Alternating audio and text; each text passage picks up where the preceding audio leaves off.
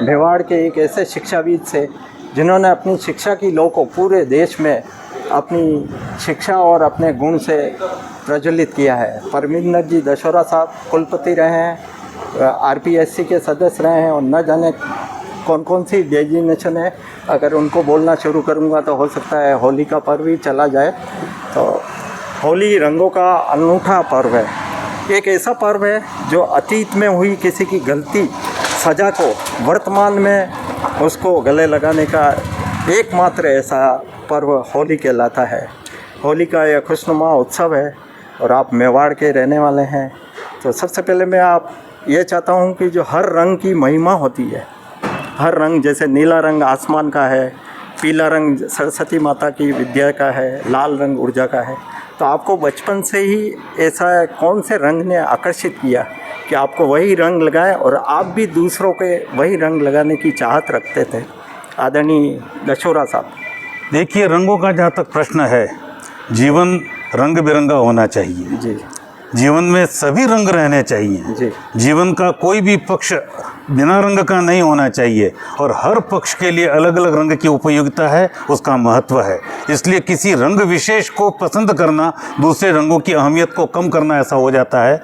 मैं ये मानता हूँ कि जो इंद्रधनुष में 7 रंग होते हैं और हम तो और आगे जाते हैं कि इंफ्रारेड और अल्ट्रारेड रेज की बात भी करते हैं, तो उन रेज की बात करते हुए रंगों का भी केवल 7 रंग जो इंद्रधनुष में है वही नहीं, अगर उन रंगों की प्रकृति को संभालें तो उन रंगों के मिश्रण से कई अनेक रंग बनते हैं। तो जीवन उन मिश्रण का नाम है। उस मिश्रण के नाम के साथ साथ मैं यही कहना चाहूँगा कि होली की सभी को शुभकामनाएं।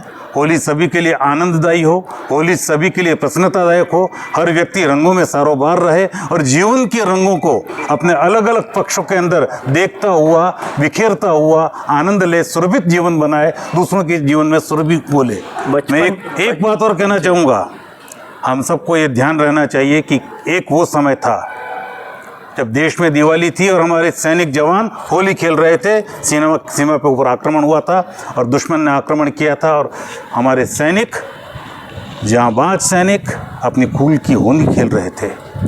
और ये समय आया है जब होली है और हमारे देश के क्रिकेट के वीरों ने, क्रिकेट के उन खिलाड़ियों ने दिवाली मनाई है, पूरे देश ने दिवाली मनाई है। तो आप देखिए समय कैसे परिवर्तित होता है।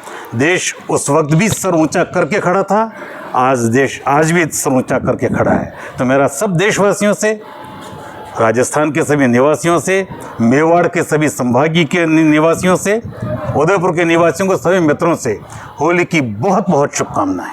आप शायराना के सम्मानित सदस्य हैं और हिंदू संस्कृति का यह जो पर्व है और जिसमें भक्त प्रहलाद की कथा, शिव पार्वती की कथा और राधा कृष्ण की कथा है, तो इस तरह की जो परंपराएं हैं वो मौजूदा परिप्रेक्ष्य में युवाओं को क्या संदेश देती है?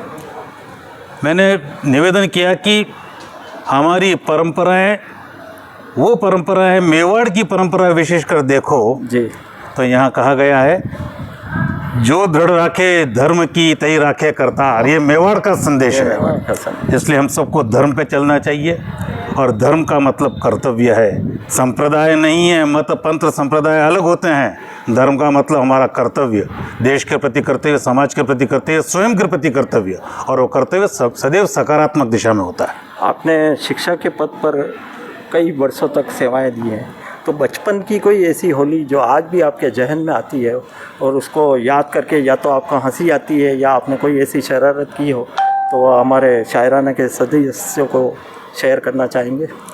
देखिए, होली के अवसर पर शरारत नाम की चीज़ तो होती नहीं। होली अपने आप, होली अपने आप में उमंग का त्यौहार है, प्रसन्नता का त्यौहार है, आनंद का त्यौहार है, आनंद लेने देने और बांटने का त्यौहार है। इसलिए यहाँ पर शरारत शब्द नहीं आना चाहिए। शरारत शब्द का मैं आपसे निवेदन करूँगा, आप भी इस शब्द को काम में न लें, पर इतना ज़रूर है कि होली खेलते वक्त व्यक्ति अपनी सीमाओं में रहे, शालीनता रखे, अपनी मर्यादाओं का ध्यान रखे, अपने से बड़ों का, अपने बुजुर्गों का, महिलाओं का, सबका ध्यान रखते हुए अपनी सीमा के अंदर आनंद ले, पूरा आनंद ले। वही होली का सही अर्थ है। बहुत बहुत समय दिया। शायराना के लिए आप कुछ कहना चाहें? मैं शायराना परिवार को बहुत बहुत बधाई देता हूँ।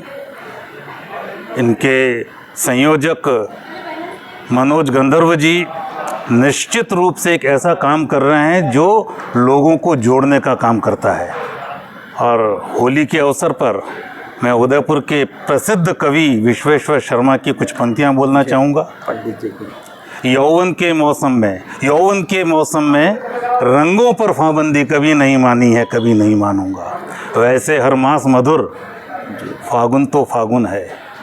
वैसे हर उम्र मधुर, यौवन तो यौवन है। यौवन के फागुन में रंगों पर पाबंदी कभी नहीं मानी है, कभी नहीं मानूंगा। आपके शब्दों की अभिव्यक्ति ने निसंदेह फागुन के इस उत्सव को शायराना परिवार के लिए महा उत्सव का दर्जा दे दिया। बहुत बहुत आपने समय निकाला, इसके लिए बहुत बहुत धन्यवाद, शुक्रिया। बहुत बहुत